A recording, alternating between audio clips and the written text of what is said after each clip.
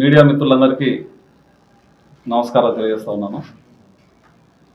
ఈరోజు press meet పెట్టడానికి ముఖ్య కారణం టిఆర్ఎస్ పార్టీ మాజీ మంత్రి శ్రీనివాస్ గౌడ్ గారి యూరియా డ్రామా. మార్నింగ్ చూసినాము, అంబులెన్స్ వచ్చింది, హాస్పిటల్ ఎవరినో పంపించిండ్రు. ఆడ రైతులతో మాట్లాడించి నేను రాజకీయం చేస్తున్నా అడుగుతున్నాడు. ఇప్పటి వరకు కూడా గడిచిన 2 సంవత్సరాలుగా మీరందరూ గమనిస్తున్నారు, 2 సంవత్సరాలకు ముందు పాలన, ఇప్పటి పాలన ఎట్లా ఉంది కాంగ్రెస్ ప్రభుత్వ పాలన అని. అసలు రైతుల గురించి అవగాహన ఉండి మంత్రి కూడా చేసాడు. మీకు తెలుసు ఏం మంత్రి చేసాడో నాకైతే. దౌర్జన్య మంత్రి, కబ్జా మంత్రి అని నాకు తెలుసు, కానీ ఆ శాఖలు ఏమి ఇచ్చారో నాకైతే తెలియదు. ఆ శాఖల గురించి మేము పోలేదు. దౌర్జన్యం, కబ్జాలు రెండే చూసినాం. రామగుండం రిపేర్కి వచ్చింది, ఆ రిపేర్ చేపియరా? యూరియా షార్టేజ్ ఉంది. విచిత్రమైన ఆరోపణలు, అవగాహన లేకుండా చేస్తున్నాడు. ఆయన్నే మళ్ళీ కాంగ్రెస్ ప్రభుత్వానికి అవగాహన లేదు అంటారు. యూరియా మ్యానుఫ్యాక్చరింగ్ ఇండస్ట్రీస్ ఎవరి కంట్రోల్లో ఉంటాయి? అవగాహన ఉందా? రామగుండం ఉంటే కూడా రామగుండంలో తయారైనటువంటి యూరియా మన తెలంగాణకు మనం తీసుకోవడానికి ఉండదు. దేశం మొత్తం కూడా యూరియాకు సంబంధించిన మ్యానుఫ్యాక్చరింగ్ కంపెనీస్ అన్నీ కూడా దేశంలో మొత్తం కూడా యూరియాకు సంబంధించినవి సెంట్రల్ గవర్నమెంట్ కంట్రోల్లో ఉంటాయి. ఈ రామగుండం కూడా సెంట్రల్ గవర్నమెంట్ కంట్రోల్లో ఉంటుంది. సూపర్విజన్ కూడా మన తెలంగాణకు సంబంధం ఉండదు, రాష్ట్ర ప్రభుత్వానికి. నెంబర్ 1. ఇంకో అంశం, చెప్పులు లైన్లో లేకుంటుండే చూసిండ్రు కదా మా పాలనలో అన్నారు. నేను ఇంతకుముందే నాకు ఒక మిత్రుడు ఒక వీడియో పెట్టిండు. అంటే ఎంత విచిత్రమైన మాటలు అంటే, ఆయన చెప్పేటివి, లైన్లో చెప్పులు లేకుంటుండే, మేము చేయలేకపోతుంటేవి, మాకు ఇది జరగలేదు అని చెప్పి.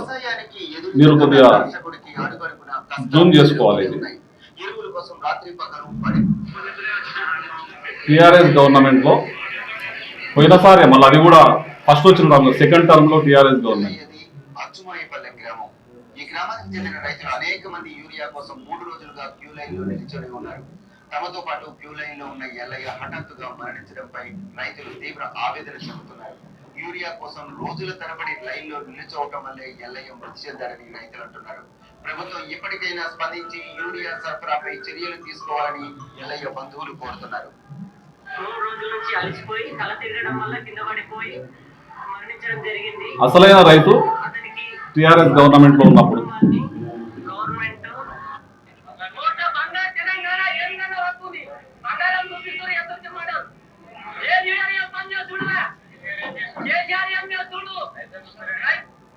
విన్నారు కదా.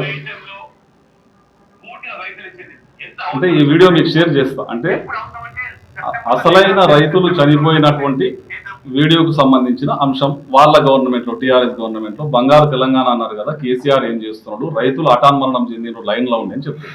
మా దగ్గర లైన్లే లేకుండే, మా దగ్గర క్యూలే లేకుండే, మేము ఇళ్ళ కాడికి మా బండ్లు పెట్టి పంపించినాం చెప్పడానికన్నా సోషల్ మీడియా ఉంది, మీడియా ఉంది, మొత్తం రికార్డెడ్ ఉంటుంది.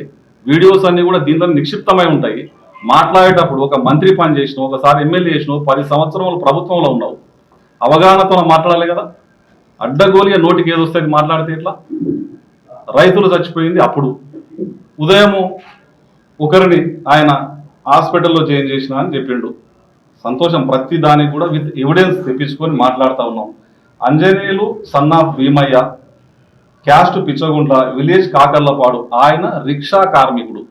హాస్పిటల్లో ఉన్నాడు. మనం అందరం పోదాం, ఇప్పుడు మీడియా సమక్షంలో మాట్లాడదాం. రిక్షా కార్మికుడు. ఆ రిక్షా ఓనర్ కూడా నజీర్ హుసేన్ అని చెప్పి రిక్షా ఓనర్ కూడా, ఆయన రిక్షా గుత్తకిచ్చిన ఓనర్ కూడా ఉన్నాడు. ఆయన ట్రిప్పులు చేసుకుంటాడు రోజు. ఆయనకు ఫిట్స్ అనే రోగం ఉంది. ఆయన అనుకోకుండా ఫిట్స్ వచ్చి, అమావాస్య రోజు ఏదో ఫిట్స్ వస్తుందని కొంత ఇది ఉంది కదా సైంటిఫికల్ కూడా, ఫిట్స్ వచ్చి పడిపోతే అక్కడ ఉన్న రైతులు తీసుకుపోయి పక్కకు బండబెట్టిండ్రు.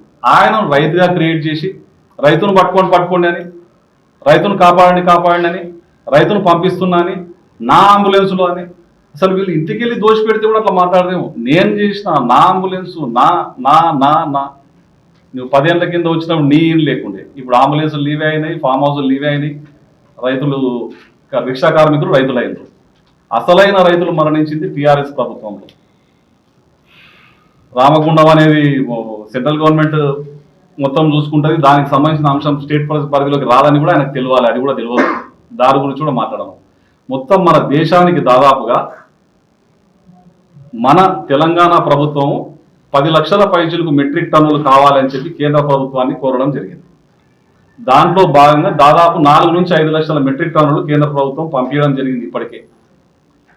రైల్వే రేక్స్ అంటే పంపించడానికి, రైతులందరూ కూడా వినాలి ఈ మెసేజ్, పంపించడానికి రైల్వే గూడ్స్ అనుకోండి మీరు, ఆ రైతులు పంపించడానికి ఉపయోగపడే గూడ్స్ కూడా మొత్తం ఫ్లడ్స్ వచ్చినాయి వేరే దగ్గర. ప్రయాణానికి రైల్వేలకు సంబంధించి రైల్వే ప్రయాణం అనేది నిలుపుదల చేయబడ్డది, రైల్వే రేక్స్ రావడానికి ఇబ్బంది అయింది. కాబట్టి కేంద్ర ప్రభుత్వం పంపించే దాంట్లో కొంత జాప్యం జరిగినమాట వాస్తవం. కానీ రైతుల గురించి మాట్లాడుతున్నాడు, నాట్లు అని ఇంకో విషయం కూడా చెప్తా ఉన్నా. యూరియా నాట్లు పెట్టినప్పుడు మొదటిసారిగా యూరియా వేస్తారు, ఒక రౌండ్ అయిపోయింది. రెండవసారి మళ్ళీ 15-20 రోజుల తర్వాత వేస్తారు. వాస్తవానికి యూరియా మొదటిసారి జల్లుకున్నారు, మొదటిది అయిపోయింది. రెండోసారి కోసం యూరియా డిసిప్లిన్ గా ఎక్కడ పోయినా సరే మనం లైన్లలో నిలబడి తీసుకుంటాం. గుంపులుగా వదిలేతామా? యూరియాకి వచ్చిన వాళ్ళు లైన్లో ఉంటేనే కదా ఎవరికి వచ్చేది, ఎవరి బ్యాగులు వాళ్ళకి వచ్చేది. మనం పోతే కూడా లైన్లో నిలబడతాం కదా. జాప్యం జరిగింది, ఫ్లడ్స్ వచ్చినాయి, అది కూడా వస్తుంది. దాదాపుగా మన 4-5 లక్షల మెట్రిక్ టన్నులు వచ్చింది, ఇంకో 3-4 లక్షల మెట్రిక్ టన్నులు రావాలి. మన ఈ 3 కాన్స్టిట్యుయెన్సీల పరిధికి వచ్చే వరకు 38,000 మెట్రిక్ టన్నులు కావాలని చెప్పి అగ్రికల్చర్ ఆఫీసర్స్ ప్రపోజల్ పెట్టిండ్రు. ఇంతవరకే 20,000 మెట్రిక్ టన్నులు మనకు వచ్చింది, ఇంకా 18,000 మెట్రిక్ టన్నులు రావాలి. అది బ్యాలెన్స్ ఉంది, అది సెకండ్ విడతకు మనకు పనిచేస్తుంది వేయడానికి. ఎక్కడ కూడా జాప్యం లేకుండా సెంట్రల్ గవర్నమెంట్ పంపించిన దానికి పంపించినట్లుగా ఉన్నంతలో ఇమీడియట్గా డిస్పోజ్ చేయడానికి రైతులకు పంపిణీ చేయడానికి అధికారులందరూ అప్రమత్తంగా ఉన్నారు. లేని ఆందోళన సృష్టించి రెచ్చగొట్టి ప్రతి దగ్గర, నేను ఇంతకుముందు చూసిన ప్రెస్లో మీటింగ్లో పోతే రెచ్చగొట్టే విధానమే, ఇక్కడ రెచ్చగొట్టే విధానమే. నేను ఇంకా విషయం డివేట్ అవుతుంది, వేరే విషయాలకు పోదలుచుకోలేదు, కానీ కుప్పలు తెప్పలుగా ఉన్నాయి, త్వరలో అవి కూడా బయటకు వస్తాయి.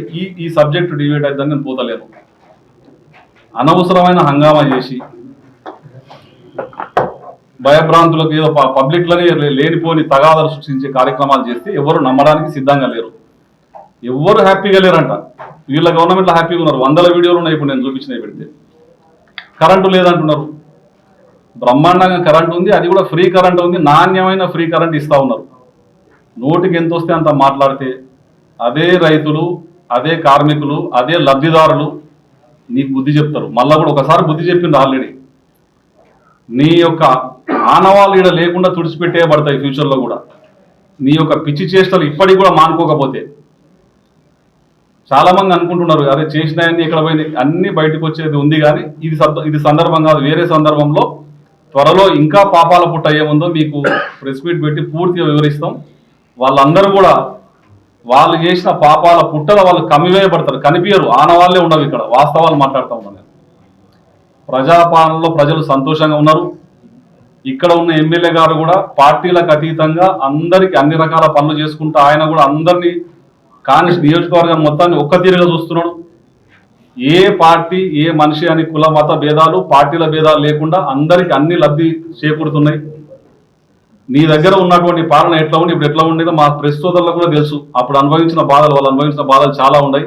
ఇప్పుడు వాళ్ళు స్వేచ్ఛావాయులు పిలుస్తున్నారు, హ్యాపీగా తప్పు జరిగిందో నిర్భయంగా రాయగలుగుతున్నారు. మాకు కూడా సలహాలు ఇవ్వగలుగుతున్నారు, చెప్పగలుగుతున్నారు, రాయగలుగుతున్నారు. లేని అబండాలు వేసి లేని అలజడి సృష్టిస్తే ప్రజలే బుద్ధి చెప్తారు, మళ్ళీ ప్రజలే బుద్ధి చెప్తారు. రాబోయే లోకల్ బాడీ ఎలక్షన్లో మీకు మళ్ళా చెంపపెట్టు లాంటి సమాధానం చెప్పడానికి ప్రజలు రెడీగా ఉన్నారు. సరిపోయినంత యూరియా కానీ సరిపోయినంత సమాచారం కానీ అధికారుల దగ్గర ఉంది. నెక్స్ట్ ఈ రోజు కూడా ఫ్లడ్స్ కొద్దిగా కంట్రోల్ అయినాయి. రావాల్సినటువంటి బ్యాలెన్స్ ఉన్నటువంటి ఇప్పుడు ఏదైతే ఉందో 5.5 లక్షల మెట్రిక్ టన్నులు వచ్చింది, ఇంకో 3-4 లక్షల మెట్రిక్ టన్నులు మళ్ళీ వస్తూ ఉంది. నిన్న కూడా వచ్చిందంట. సఫిషియెంట్గా రైతులందరికీ కూడా యూరియా ఉంది. ఇంకో విషయం, ఇప్పుడు రైతులు కూడా ఏం చేస్తున్నారంటే నాకు దీంతో పాటు వరితో పాటు మక్కలకేస్తున్నారు, పత్తికేస్తున్నారు యూరియా. మిగతా దాంట్లో కూడా యూరియా వాడకం పెరిగింది. అయినా కానీ సఫిషియెంట్గా యూరియా సరిపోతుందని అగ్రికల్చర్ ఆఫీసర్లు చెప్తా ఉన్నాం. అలజడి ఇబ్బంది చెందాల్సిన అవసరం లేదు, అందరికి యూరియా అందుతుంది. ఉదయం వచ్చిన రిక్షా కార్మికులను రైతుగా క్రియేట్ చేసి ప్రజలను తప్పుదావ పట్టించడానికి, రైతులను తప్పుదావ పట్టించడానికి చేసే ప్రయత్నం బెడిసి కొట్టింది. మీరు ఇంటర్వ్యూ తీసుకోవచ్చు. ఆ రైతు కార్మికులు హాస్పిటల్లో ఉన్నాడు, హాస్పిటల్లో జాయిన్ చేసిండ్రు. మేము కూడా అక్కడికి వెళ్ళి ఇప్పుడు మాట్లాడాలనుకుంటున్నాం.